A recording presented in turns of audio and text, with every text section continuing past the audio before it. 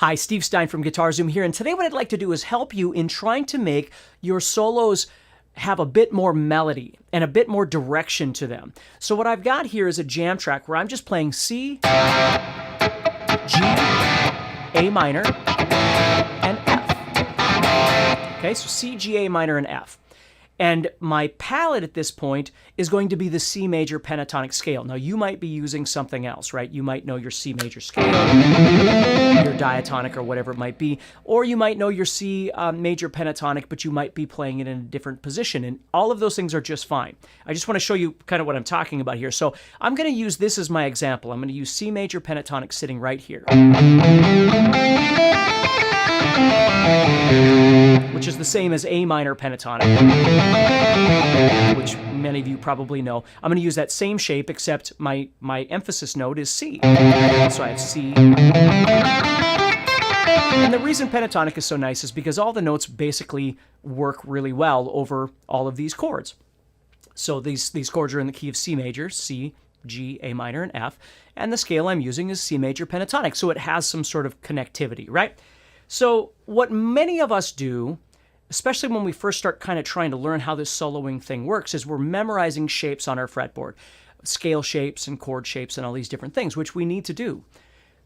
But unfortunately, what begins to happen is we spend a lot of time hoping that we land on the right notes at the right time. So let me show you an example of that. What I'm going to do is I'm going to take this C major pentatonic scale that I just played, and I'm just going to try and kind of aimlessly play it over this chord progression, over this jam track, okay? So no rhyme or reason, just kind of playing it.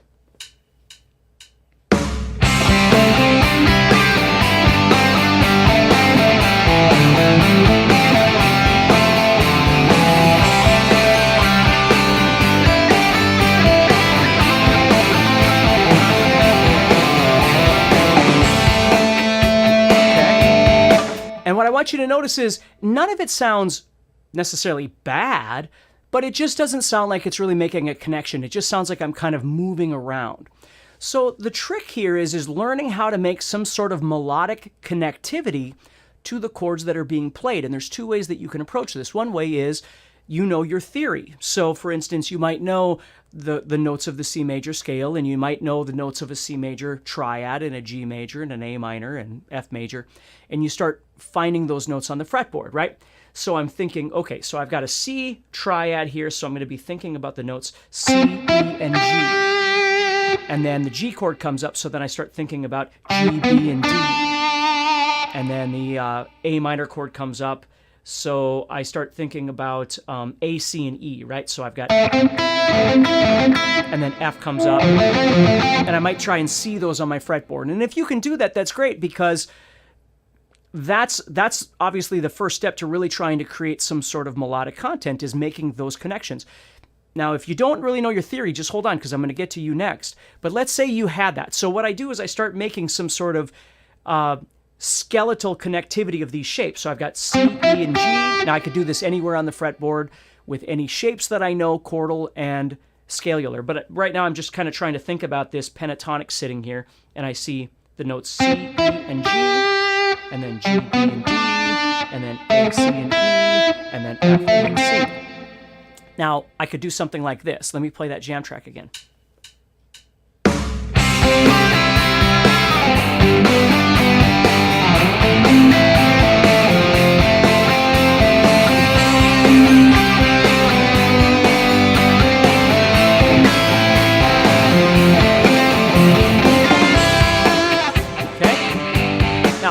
I'm playing a lot, and I wouldn't normally do that, but the point is you can hear that all of a sudden there's more connectivity happening between the chords that are being played, what I can see of these chords, and then the scale that I was playing before, okay? So now if I start trying to make some sort of connection between what I'm seeing right now, this C, E, and G, and G, B, D, and A, C, E, and F, A, C, And I also utilize the scale underneath it to give me kind of access to a road to move around a little bit in between these. I can start making a bit more of a realistic, authentic musical connection. And again, if you don't know your theory, you can certainly try what I'm trying here, but don't worry about the words that I'm using. But I'm going to show you something else in just a second here as well. So let me show you again.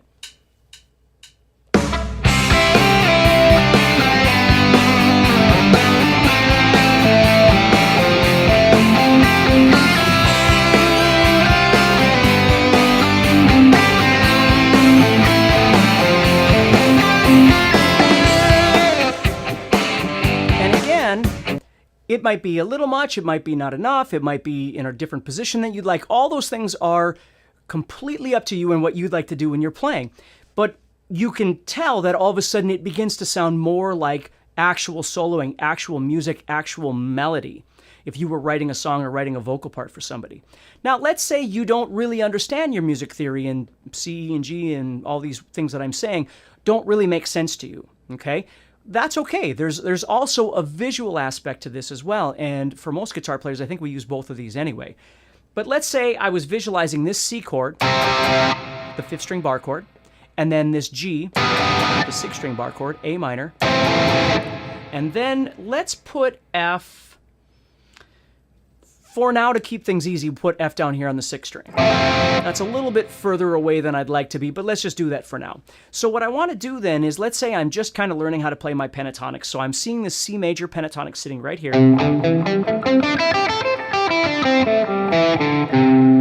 But at the same time, I'm also seeing this C major chord, this 5th string bar chord, G major, A minor, F major. And while I'm thinking about it, I also want to say this. Remember that as guitar players, we don't always have to rely on last-minute improvisation. Like, we don't have to wait until we get in front of an audience or get in with other musicians before we start figuring out what we want to do. It's very okay to pre-plan some ideas, some elements. Maybe you don't do the entire solo and all these different things, but I think we always think that we have to be dangling from the cliff to come up with ideas to really be good musicians, and it doesn't always have to be that way. Sometimes already having an idea or a plan before you come in is a great place to start. So that's what we're kind of doing here, is developing a plan. So I've got this C, G, A minor, and F. Now I can see this pentatonic, but let's again say I don't know my pentatonics very well, so I don't have them all memorized on my fretboard. So when this C chord comes up, I'm visualizing this C right here. So as I'm visualizing my pentatonic,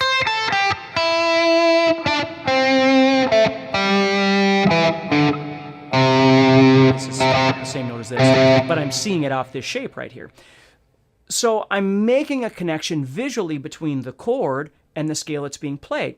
So now I can see already, if I kind of visualize that pentatonic in this C major chord on the 5th string, I can see that some notes are connecting, right? This one, and this one, and this one. I can see those three for sure are part of this scale. And if I look deeper, I can see some of the other ones. That already is going to give me more to work with than just guessing, right? So even if I just thought this one, and this one, which are part of that chord, and they're also part of that scale. So on the C chord, that's going to work. That's going to work. That's going to work. Okay? So I know that there's notes that are going to work, and it'll do that over each chord. Let me show you over G. So we have a G chord sitting, and again, if we try and visualize that G chord, we have... Now, it's a bit outside the position that we're in, but that's okay. So we can, again, the more you can learn about chord shapes across your fretboard and the more you learn about the positions of your scales, the more you'll see all of these things overlap, and you can create some really awesome stuff that way. So we've got this G chord sitting here. So now what I'm going to do is I'm going to try and emphasize some notes out of that G shape. Now, it requires me to have to move, though, because my position's right here in the scenario we're in right now. Again, if we were talking about more positions, we'd have more options. But let's just stay with what we've got. So I'm in this position.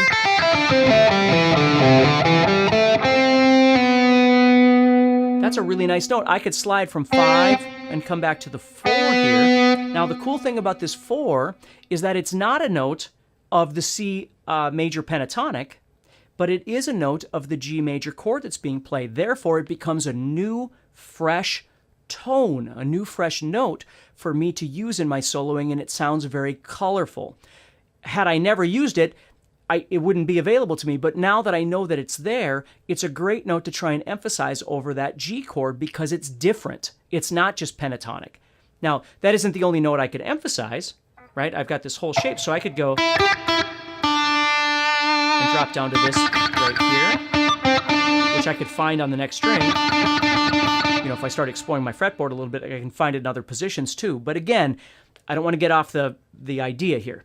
So I can drop down to that, or I can drop down to this, or I could play this 5 or this 5 because they're all part of this chord. So now I'm going to take that C and that G and use this logic a little bit. And here's what I'm going to do. I'm going to play this note over the C because it's part of that chord. I can see that it's part of that scale. Okay. And if you know your theory, this is a C. Or if you know your notes on your fretboard, it's a C, so it makes sense. Over the G, what I'm going to do is I'm going to move back to the 4 because it's part of that chord. Now, if you know your theory, I'm moving to the third, the major third, which is B. That's what I'm moving to. So let's just start with that.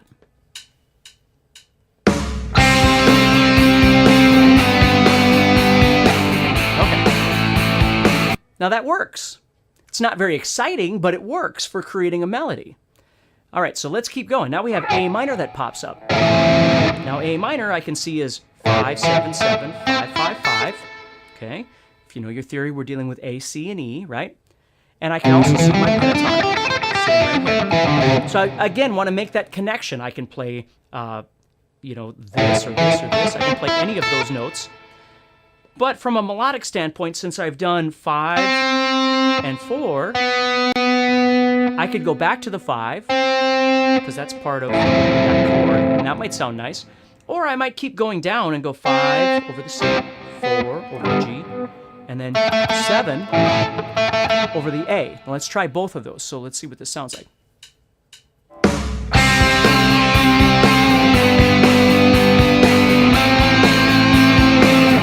It sounds kind of nice. Now let's try it the other way.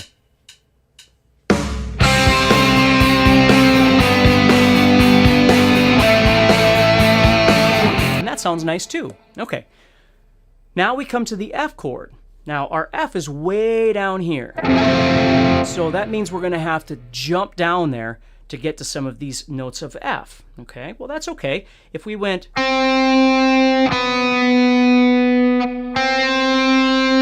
I drop down to this note. Because that might sound nice. Or if I was going... Maybe I'll drop down to that. Now, again, I'm out of my pentatonic visual position that I was in, but I'm just trying to make some sort of melodic connection. Now, I'm going to take it one step further in a second here, but let me show you what I'm talking about. C.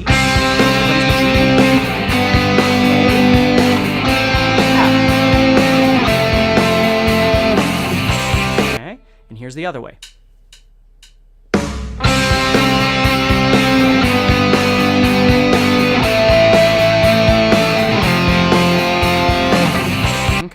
So again, I'm just plotting some points here, just places that I can go. And there's a multitude of ways that you can do this, but I'm just trying to get you started here. Okay? Now, to make this a little bit easier on myself, what would help is if I could see some other F chord shapes on my fretboard that are more compatible with the position I'm in. So there's one that I like to use. I teach a course on caged chord system, and I use the caged, C-A-G-E-D. You'll find videos, I'm sure, too, on YouTube and such, but that I've got for this stuff. But the cage system, what it does is it enables you to make a chord across the entire fretboard. So let's say I stuck F right here. Don't worry about this if you don't know this. I just want you to see this. So what I'm doing is taking a C chord and I'm moving it up until it becomes F with my built-in capo here, which is my first finger. So what I can do now is I can visualize the F chord sitting right here. My F, A, and C are all sitting right here. And that's really nice because now all of a sudden I don't have to leave this position. I can see the F chord right here and then decide what I'd like to do from there. So let's say I go C, I'm playing this, G, I'm playing this, A, I'm playing this, and then F chord comes up. I'm going to drop down to this note right here, which is the F, the root. Okay? So it now looks like this.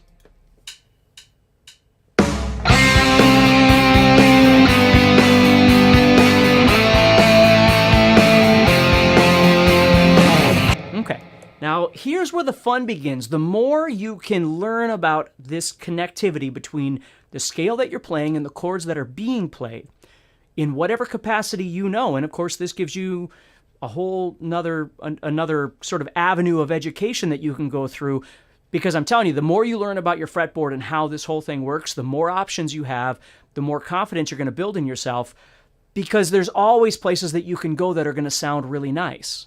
And there's a lot of other, musical tactics that we can learn too, and not just, landing on the right note at the right time. There's lots of other things we can learn too. But for now, again, let's just focus on this. So let's say, for instance, now I've got this basic idea set up. So what I want to do is I want to start using the scale again to give me some interesting motion in between these things. And what I mean by that is, let's say I've got this sort of setup here. So I'm going to play.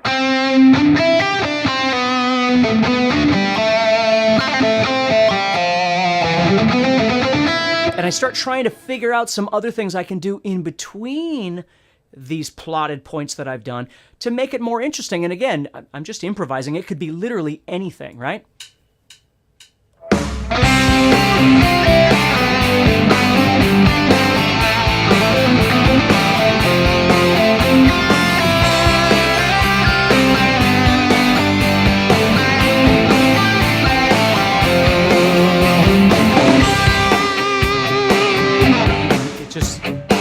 It could go on and on and on. And it's really great because that's a great way to start just building something that sounds like a real solo. And many of us, what we tend to do is we tend to build something like this, and then we'll spend, if we have enough time, again, sometimes you only have, 5 or 8 seconds to solo, so you don't have a lot of time. But if you've got some time, you've written an instrumental, or you're playing over a jam track, or you're playing a band, and you've got some space to improvise on stage in a song or whatever it might be, what we tend to do is kind of flip in and out of what I'll call pre-planned ideas and improv ideas, where sometimes I won't plan everything. I'll just plan some ideas here and there, and I'll start creating something, and then I'll go off and do my own thing, and then I'll kind of come back to some pre-planned idea again. And it doesn't have to be just this one position. I mean, it could be all over the fretboard. But that's where the creativity comes in, is as you're moving around and all of a sudden you go, okay, here comes an F, I need to make a connection. Okay, well then you move into that and you start trying to do that across your fretboard. So I hope that helps you a little bit in understanding how to approach, basic fundamental soloing to create a melody. It's just really important to learn how to see these two pieces and kind of how to think about planning a little bit ahead of time to make these connections. So when you go to play, you're not just relying on instinct or, a 50-50 shot that things are actually going to work. You've actually got some things that you've thought about that are going to work over each chord. So take care, stay positive, and please share the video, subscribe, and just tell people about it. If it helps you at all, I would sure appreciate that. So take care, and I'll talk to you soon. Hey, thanks for watching this video, and if you liked it, please do me a favor, like it, share it, subscribe, and please check out guitarzoom.com.